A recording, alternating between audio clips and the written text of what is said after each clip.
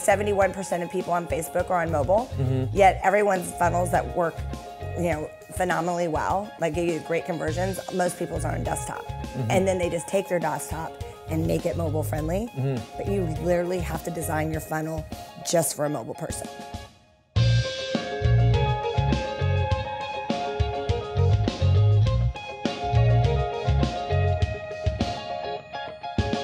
Welcome to Modern Entrepreneur. Today we have Lori Taylor, who is the founder and executive editor of Social Caffeine, a website that offers blogging tips, social media strategy, marketing advice, and engagement strategies. She unshackled herself from the corporate world in 2009 and started her own direct response focused social media agency, Rev Media Marketing, LLC, coining the phrase given by her young son, "You bring the rain, we'll make it pour." Okay, thanks so much for being here.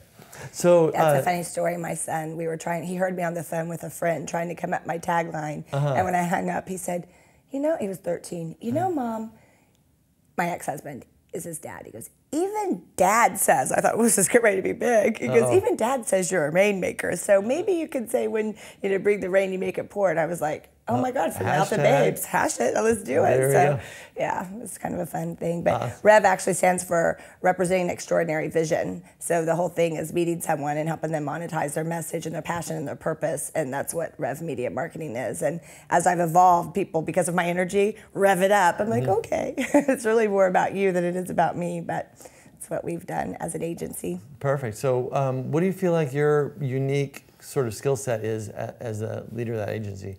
My unique skill set is I am a visionary for myself, and my ability to be a visionary for you, to be able to take in all the moving pieces. I find a lot of times people have ideas, but they're so big, they don't really know how to take it from here down to here. So my special gift has always been able to see all the moving pieces. Like I can see your big vision and go, okay, we're gonna have a memberships area, we're gonna have this, we're gonna have a commercial over here that ties to this, where then we're gonna send the PDF, and immediately my brain explodes with all the pieces that go to, that out there to support your overall vision. So I really think that's my unique skill set and my ability to write copy.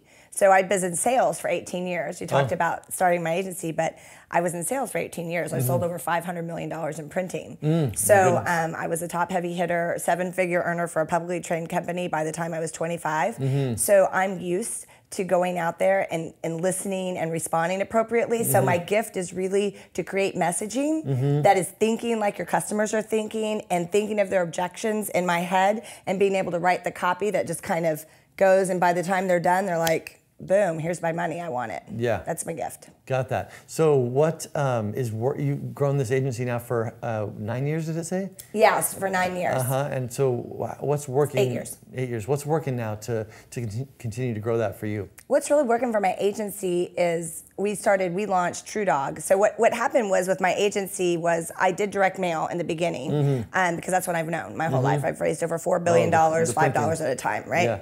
So that's my gift, is direct mail and customer loyalty. Launched the Kroger loyalty program back in the day, so I know a lot about that. So, but what caused my agency to really grow was partnering with other entrepreneurs who had the digital aspect down or didn't, right? So they basically had a web presence of some sort, but they weren't maximizing it at all. Like they didn't know how to put any direct response elements into it, or if they did, it was all like a super hypey, and there was no nurturing, there was no, connection and engagement with the audience. Right. So what allowed us to be successful is going to people and saying, hey, you've got this part right. Yeah. But you're great. I find that most people are pretty good at getting customers, better than you think, at driving traffic and customers, and just suck at keeping them, engaging them, getting them to buy more. Most people don't know how to do that effectively. So when I started out by providing direct mail solutions for people, because it's like, look, they've already bought from you. Their preferred method of communication may or may not be email. If you have people unsubscribe from your email after you spent all that money on them, you're able to go and have those addresses, and you could be still communicating with them direct mail. And last time I checked, it's super hard to opt out of mail. So that's really what I was able to do for people. And also the copywriting, the positioning, just taking your offer and being like, no, That is just not the way to position it. You need to position it like this and do that, and that's what allowed us to grow. And then in 2013/14, I came up with the idea to be my own customer, right? So I wanted to take customer ideas and then blow them up, right? And so I took my TrueDog company, and that's what's been the majority of my focus. I've got a good quarterback at Rev now, and the majority of my focus has been building our TrueDog company to prove the concept that we could take an idea from something and make it massively huge, grow it. What is TrueDog? So TrueDog is my freeze-dried raw dog food and supplement company. Freeze-dried raw dog food. That's my passion. That's my purpose is animals. Okay. Very interesting. So we built it to an 8-figure business within about 18 months. And we have over 100,000 customers, about 120,000 customers now. We have a YouTube channel with 25 million views on it. So I've basically taken all the pieces I've done for other customers and rolled them all into one package for TrueDog. Right. And then I get to say yes to myself all the time. So I'm the agency, and then a lot of times customers won't do what you tell them to, which is really frustrating. Right. I take my own advice, and then I also bring in advisors. Good. Yeah. Okay, good. So let's talk about what's working for TrueDog. You went from, what did you just say, 0 to 8-figure business? Yeah, this year will be at almost $12 to $15 million, just depending on how it goes. But last year is where we went from 2.8 million to 6.7 million our second year, but it depends fiscal calendar year. But if you go from when we started it, then you'll be at about a $10 million pace based on our monthly run rate. Amazing! Congratulations on that. So, and what has worked to grow that business that quickly? What's really worked is my acquisition strategy. So doing Facebook advertising, we spent over $3 million last year on Facebook advertising. Holy crap. Yeah, we're spending a lot of money on Facebook advertising and optimizing that, and then optimizing the second and the third sale. So doing what we can to get them in, and then working with them to nurture them with our email marketing, but also with direct mail and also with phone calls. Being able to reach out to them in a really awesome way where we just imagine buying dog food online and you get a phone call from the founder of IAMS, basically the founder of TrueDog, that says, "Hey, thank you so much for being the smarter dog mom or dad. We love you, we appreciate you. Truman's legacy lives on because my dog died of cancer named Truman, and that's why TrueDog." Got it. And that's it. Our Facebook blows up all the time. They're like, "I literally just received a call from the founder that thanked me for my business." Who does that in a good way, right? This is an automated call? Yeah, it's an automated call that we do. We use slide broadcast. So it goes to their messages. Straight to them. It's ringless voicemail. So we never want to bother them at all. We have a customer service team now. We're just doing a lot with loyalty and engagement strategies to grow that massive Facebook spend into back-end sales and support our wholesalers as well. Yeah, wholesalers as well. Wow, so a lot of Facebook ads, and you grew that from nothing to $3 million. Almost the first year, the first calendar year. So it ends our calendar year. Like we didn't really get going 2015 until about July. So it was like July to the year 2.8. So that's how we're doing the math there. Got it. Impressive. Well, great. So tell me about what you're learning right now. It sounds like you've got a long career of having already learned a bunch of stuff: direct response, sales tactics, now e-commerce. But there's always something next. What's next for you? I think the big thing that's next for us that we're really working on is Facebook Live video, because it gives you an opportunity to engage with your customers. It gives you an opportunity to engage with your friends of your customers and really just be that person that's showing up. Like, it's not a VSL where it's very, you're not alone. I've been there too, and there's that formula to it. It's more like I've sold tons of dog food and tons of enrolled people into buying food and treats just simply by being me. So for me, it works. Like, not everyone can do it, but that's what's next for me, is figuring out how to use the live effectively, how to repurpose the content that we're doing, and just really focusing on video more than we have, and video testimonials from customers, and really making video work. And the biggest component of that is mobile marketing. So our biggest thing right now is our mobile marketing. We're this close to being a $20 million company this year. We could do $20 million this year if our mobile pops just a little bit more. And we keep incrementally moving it and moving it. But that's going to be a huge tipping point. And people need to really, they think they're focused on mobile, but they're not. They think they are, but they're really not. And desktop, like 71% of people on Facebook are on mobile, yet everyone's funnels that work, phenomenally well, like give you great conversions, most people's are on desktop. And then they just take their desktop and make it mobile friendly.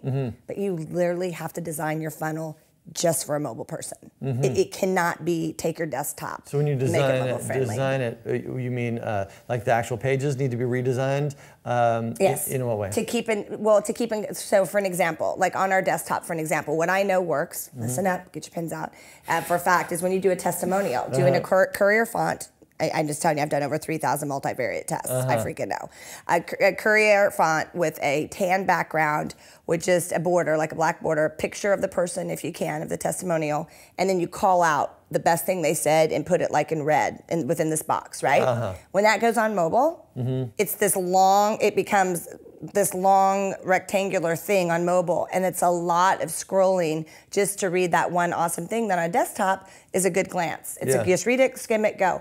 So that would be an example. Another example. So on mobile, what do you do with that thing? With that, you just have to reformat it. Like you have to make your testimonials much shorter. You wouldn't put the picture to the side. You try to format it with the picture above the testimonial here. But you'd be very careful not to have a long testimonial. Just short ones. It just has to be quippy. Like you're better off to have the quip and maybe click it and have it pop up. But we haven't tested that fully yet. But the testimonials need to be different. The other thing that needs to be different is how you structure your headlines. So a longer headline, it's just not effective on mobile when it takes up half the screen. If you have a great headline and you go to mobilize it and it's this much of the screen and they keep scrolling and scrolling and we hear on desktop that scrolling's good sometimes, it keeps them engaged if they know what's happening. But have you ever got an email from someone at your company that you're on your phone and maybe it's not a positive email and you're like, geez, and you're scrolling and you're thinking, my God, I didn't need 4,500 words on this.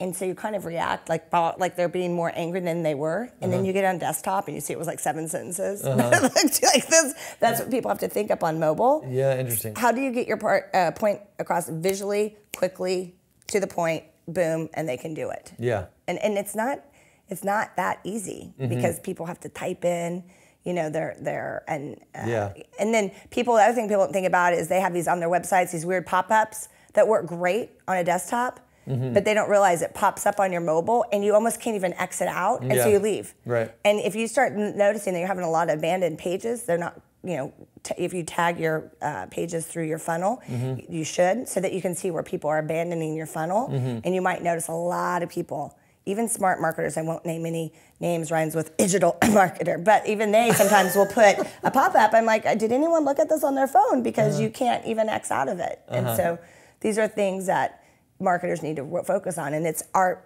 we are focused on nothing else right now but improving our mobile funnel. Very interesting. Because our desktop, it converts at 3 or 4% from cold traffic. I mean, can we do better? Sure. But my mobile is at 1%, and it could be 1.2, it could be 1.3. That changes our whole business. Prints money if we get to 1.3. Yeah, interesting perspective. So a lot of people that are watching this are not as experienced or as far along as you are in terms of the your focus on the metrics and really testing this stuff. So I think that the perspective that you have, just like hearing you say, if we go from 1.1 to 1.3, that changes our business. We'll go from 10 to 20 million based on that change. Is super interesting insight for people to hear. Do you know what's worth it? Like, you made a good point. They don't know now, and right now they're hearing so many different experts talk about so many things. But I can assure you, if you asked any expert today and they said, and you had them 3 options, to be better at YouTube, to be better at Pinterest, and you had mobile marketing, anybody that's actually running a business online would say mobile marketing, because no one's cracked the code. Because the payment systems aren't quite there yet. They don't make it as easy to purchase as they need to make it easier for the consumer. So what people do is they look at them on their mobile, and then they go back later, and they send it to themselves. They send it, or they try to remember to go back later on the desktop. And then they don't. And that's another good tip for people, and don't ask me how to do it because my tech team knows, but there is a way in your email system to be able to tell if it's a mobile user or not, and you should segment your mobile users out, because you're not getting as many buyers from the mobile email that you're sending as you think, because they're coming back and doing desktop.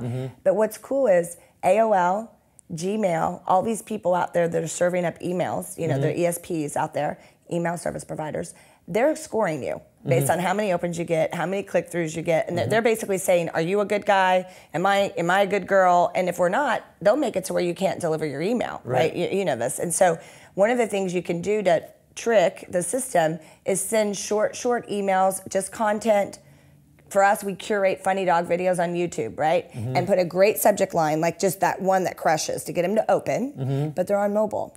So guess what's hard to do on mobile? And they'll click through because they're on mobile and they just click to see what it is because there's no pressure.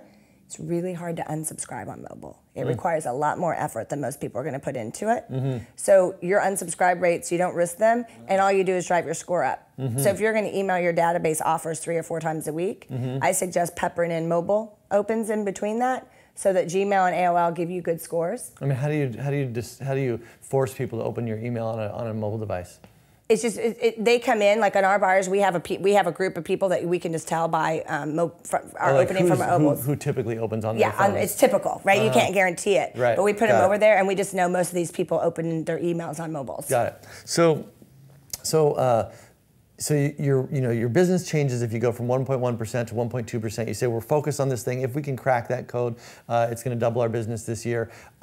You're obviously a professional at testing and direct response, kind of tactics. So for somebody like you who's been here doing this for a long time, how long does it take? How many tests does it take? How much effort goes in to cracking that code, to taking, kind of like where you start with a particular funnel to a funnel that's working? Well, it really depends on the person and product, and I hate those answers because it's not an answer for anyone. I can tell you that I feel like within 2 or 3 weeks, anytime I start to test something, I can have a rollout. Other people say 7 days. Well, then they're not spending very much money on Facebook because, first of all, you need to have at least 100 responses, 100 buyers, in my opinion, a minimum. Like so people, thousands of views to get 100 buyers, and this is mine. Like other people might have a different rule of thumb. It's my money, so this is how I do it, right? So I like to have 100, and then when you do get a winner, you have to realize that Facebook. Now you have to start to scale your spend up. Which isn't easy. No, and if people just get excited and go, oh, okay, I'm just going to spend $5,000 tomorrow, that is not going to work out for you. Your results will not stay. You have to 10%, couple days, another 10%. I mean, you have to be very conservative with the way you ramp up your pixel. Yeah. Some people will come out and they will start a whole new, they'll get a winner, and then they'll stop that campaign and start a whole new campaign at like $5,000. Do you know what I mean? Instead of starting with 100. We tried that, and it worked once or twice, but it didn't work all the time. So I don't tell people that automatically works, but I tell people to test it. So I think you're usually about 3 weeks away once you get your funnel up to finding something. But again, it all comes down to how much. I'm talking about how much effort do you put into getting a funnel to actually work? Because we got a lot of people that are like, coming to events, looking, reading people's blogs saying it's all about the funnel, and they it's easy these days to put a funnel up. Yes. But to go from like putting a funnel up to a funnel that actually is going to work takes some time. In our experience, right? Like some testing and measuring and tricking it out. So that can take months. I mean, the reality is it can be months. Like our Spray Me funnel has evolved over a year to 2 years. And that's what happens. People get a winner. Yeah.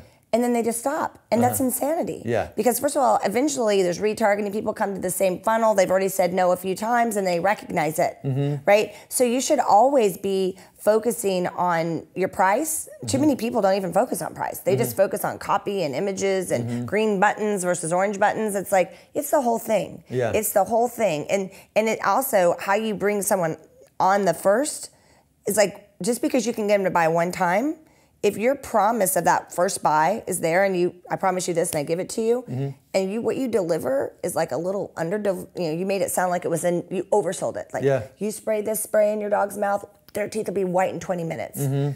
Well, when they buy it, that doesn't happen. Do you think they're going to come back and buy again? Right. No. So too many people focus on that first time sale and don't focus on the grand scheme of the thing. Like you're paying a lot of money for that first time buy purchase. Yeah. And it's vanity play. Profit's sanity, right? Sales are vanity. So it's a vanity play to continue to onboard people in a way where they don't come back for that second and third order. And that's what most people don't. You can get all confused by mobile and you can get all confused by funnels. But this simple concept of how much do you need your customer to be worth to you? Yeah. And how much can you afford to pay for that customer? That's just a calculator math. Yeah. You don't have to have a marketing degree. That's the bottom seriously a calculator. Right. And if most people don't know that answer. Right. So then I'm like, well, then how do you know when you're successful? Yeah. Like, how do you know? If you don't know how much your customer costs and you don't know what they're worth to you, the best one, I don't get it. Yeah. I don't know how you're doing marketing. And that's why most people are failing and saying, oh, that doesn't work. Right. It doesn't work because you didn't do your upfront work. Well, good stuff. So if you were able to go back in time and give yourself a piece of advice earlier in your career, what would it be? Build a better team up front. Really? That would be my advice.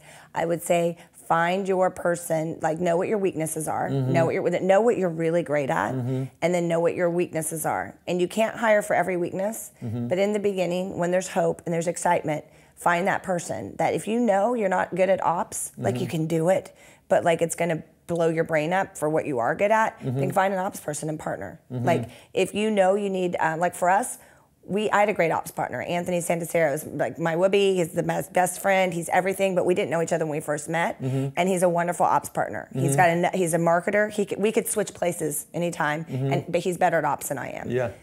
But we didn't have a developer. We didn't, and we're an e-commerce company. And so we were having to pay a lot of money to have developers outside it. We were waiting, we were getting a fraction of their time. It's too slow, they're not invested. And if I could go back in time, I would have been more clear on the 4 key people I needed to make my in-route success, because it gets grueling in the middle. The middle is like, ugh.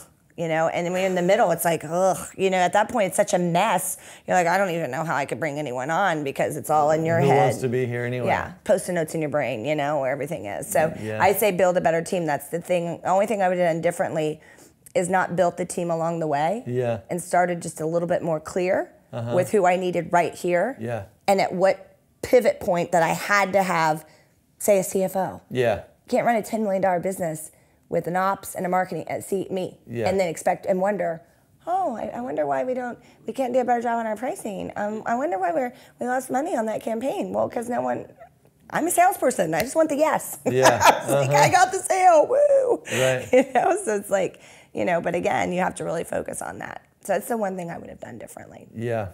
Good. So, and then if you were able to look back on your career from like the future, what would you like your legacy to be? I would like to have been the person that every time I touched a heart or a business, their business was better. Like every person, if they stood up in a line, they would say, my life was not worse off for knowing Lori Taylor. And I always want to help people be better than they are now. And I want to be the person that puts hope in your heart. Like I'm a maniac on a mission to tell people what the bullshit is and tell them what they can really do. Because every single person here, where we're at right now, traffic and conversion, can be successful. Every single person can be successful with the right support, with the right vision, and the right plan. And the bottom line is most people don't have even one of those things going because they don't believe in themselves. So that's my legacy, is that I always felt better after I talked to Lori. I felt smarter, I did better, and she literally was the most generous person I know. That would be my legacy. I would be happy with that being my legacy. That's great. So what does it mean to be a modern entrepreneur? You've got a perspective on this, having been in sales for 18 years, direct mail, and now you're hardcore e-commerce. What does it mean to be an entrepreneur in today's world? Yeah, I almost feel like everybody. I just can't imagine people who aren't entrepreneurs at this point, because the barrier to entry is so limited, so limitless, because it's so low because of social media. So there's all these tools you can put on your fan page. Like, I meet people all the time that they don't want to make $1 million a year. Yeah. They're just looking to stay home with their kids, enjoy their life. And if they could make $2,000, $3,000 a month, seriously, like their life changes. They got college paid for in the future. They can go on that Disney vacation with their kids and all that stuff. And it's like, to think that there's someone out there right now, like you and I say this not to, just to impress upon people. The thought of $2,000 or $3,000 a month to us would be like not worth it, right? Because we have huge companies and we're trying to. But I meet someone and that's all they're trying to do. I'm like, it just seems so easy. So it's like, for me, a modern entrepreneur is someone who is super focused on what it is they care about, because I don't know why anyone would be an entrepreneur. It's hard if you're not doing what you love. Like that part I don't get. I get why you work for Big Brother for something you don't love because the paycheck's great, the benefits, I get all of that, I get it. But to be a modern entrepreneur is the opportunity to wake up every single freaking day doing what you love. Like, I'm helping dogs live longer. Every time I get 0.25% or 0.5%, I just helped more dogs live longer. I didn't make more money. I mean, I did, but that's not what it's about for me, because I truly believe that the money comes when you do the right things, the customers come, and when the customers come and you treat them the right way, you get the big win. And a win-win is what being a modern entrepreneur is all about. Cutting a deal with a JV partner where it's a win-win, so that we both win in our respective businesses. And I think when you have the heart of a person who desires a win-win, not a give and take, not horse trading. I don't horse trade. I do you a favor, you might not be able to do anything for me in return. But if it was easy for me to grant the favor, if it was a phone call, if it was a pass along, I think it's like a big karma bank. So that next time I'm gonna walk up to, say, Dean and Vivian, some people in the war room, and need a favor, it's like the universe is saying, we give to her, she keeps giving. Like, it's a good energy space the whole way around. And I'm very spiritual. So I think being a modern entrepreneur is really being passionate, purposeful, maniac on a mission for what you're doing, purposely, and always creating a win-win. And then, you know, I think that's huge. I think that's massive. Awesome. Thank you so much for being here. Thanks. Really Thanks for appreciate having it. me. That was great. Will you sign our wall? Yes, I will sign the wall. Awesome. Thanks.